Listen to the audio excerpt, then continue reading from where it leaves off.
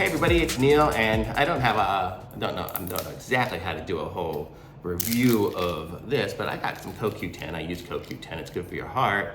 But I found this company here that makes them, and it was pretty inexpensive, and bought it on Amazon, so I figure I'll take a look and see what the pills are like. I got 100 milligram ones. I know sometimes I've gotten to 200 milligrams in other ones, and they're just big. But let's see what these look like. So these, so check it out. So this is what a 100 milligram one looks like. It's nice and small. So I could probably, if I needed 200, just take 2 of those. So I like the nice small ones, way easier to swallow. So it just says enhanced absorption, non-GMO, gluten-free. Got a neat little cap on it. Definitely not child-proof or anything, but seems good, non-GMO. I like it. This is what the bottle kind of looks like, but there you go. Thumbs up, links in the description. Like this video, subscribe to my channel. I'll be back with some other reviews soon.